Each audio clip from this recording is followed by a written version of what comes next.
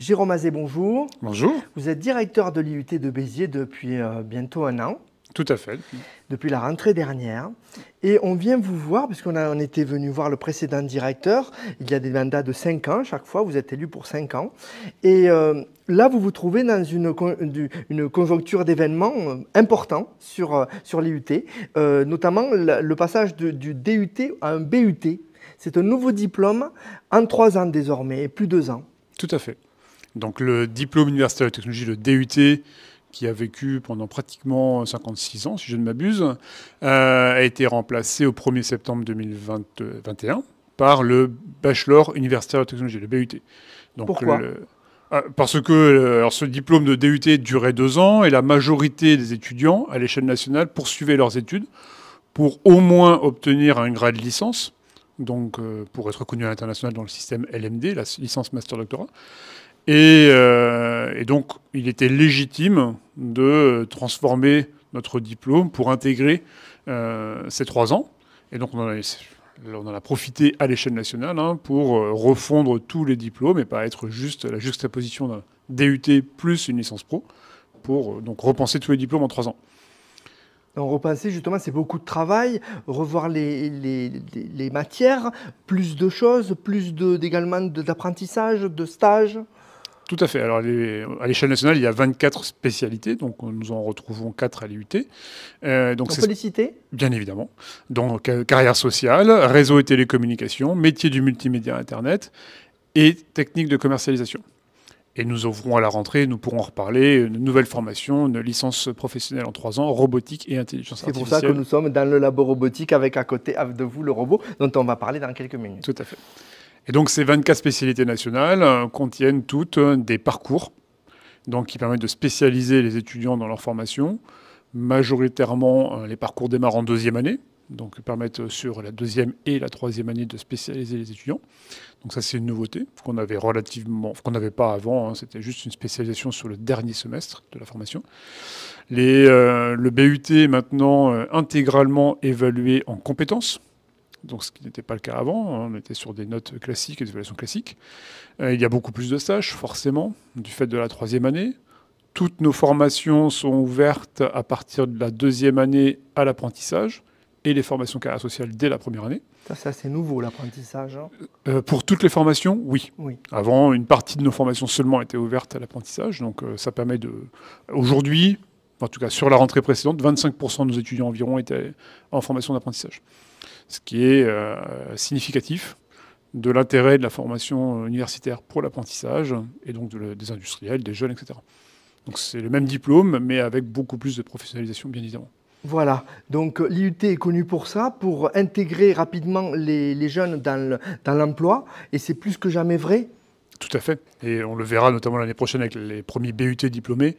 La réforme prévoit, en tout cas c'est un vœu du ministère, d'avoir 50% d'insertion professionnelle avec le bachelor universitaire de technologie. Donc ce qui fait sens aussi, puisque nous devons intégrer en 1re année 50% de lycéens issus de filières technologiques. Donc on voit la logique pour amener ces jeunes à une insertion pro assez rapidement, avec une formation en 3 ans universitaire. Donc le U de BUT, c'est universitaire.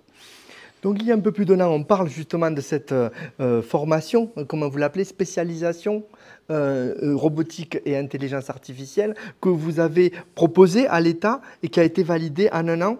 Tout à fait. Donc là, c'est unique en France. Cette nouvelle formation n'existe pas ailleurs en France. Donc, elle est orientée donc, robotique, automatisme et intelligence artificielle pour l'industrie. Donc effectivement, le dossier a été proposé fin 2021 au chef de l'État, lorsqu'il est venu inaugurer le site de Geneviève à Béziers.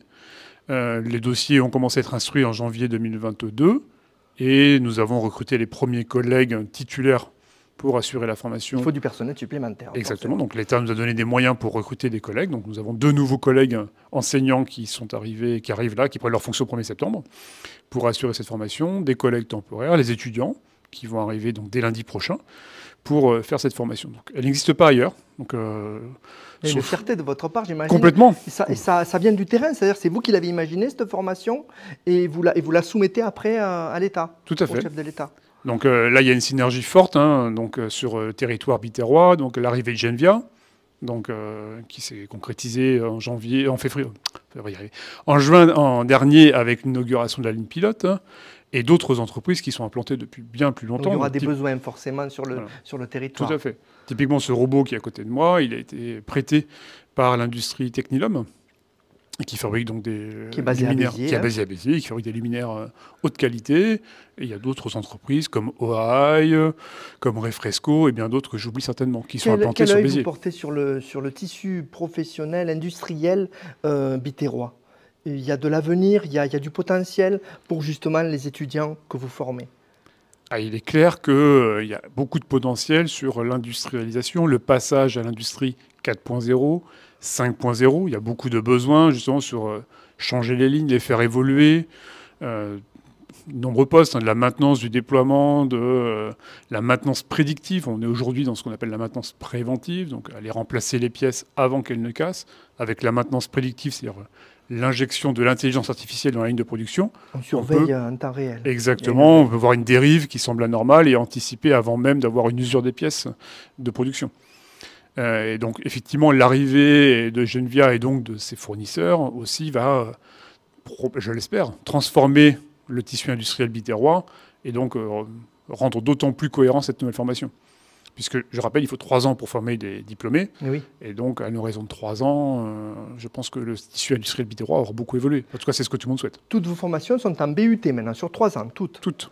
D'accord. Donc, celle-ci ne s'appelle pas BUT puisqu'il n'y a pas de spécialité nationale. Donc, ça s'appelle une licence professionnelle en 3 ans. Et donc, on espère que ce prototype développé à Béziers pourra trouver écho au niveau national et donc faire des émules dans d'autres IUT de France. L'intelligence artificielle, on est vraiment à la pointe des sujets actuels d'aujourd'hui. Tout à fait. Et justement, comment vous voyez les prochaines années? Parce que vous me disiez, avant de commencer l'interview, on anticipe une augmentation de la fréquentation d'étudiants jusqu'à 800. Vous êtes autour de 400 aujourd'hui? Alors, à la rentrée dernière, nous étions 480 étudiants. Donc là, l'ouverture de cette nouvelle formation et le passage de toutes nos formations en 3 ans, on se projette à cette rentrée sur environ 600 étudiants. Donc environ 120 étudiants de plus, et le montage, la montée en puissance de cette formation, donc qui aujourd'hui recrute 26 étudiants, et potentiellement va arriver à 52 étudiants par an, et donc x3, donc va nous amener 150 étudiants de plus, donc on devra arriver aux horizons de 750 à 800 étudiants d'ici 3 à 4 ans. Donc l'IUT va arriver à son plein régime, puisque le bâtiment qui a 10-11 ans est prévu pour 800 à 900 étudiants. Donc ça va on va changer effectivement de braquet, on va passer à x2 pratiquement sur les étudiants. Donc on voit bien que l'apprentissage prend de la valeur, on voit mieux la valeur que peut avoir l'apprentissage pour l'insertion professionnelle. Tout à fait. On s'en rend vite compte parce que c'était un peu péjoratif jusqu'à maintenant, l'apprentissage était sous-évalué peut-être un petit peu.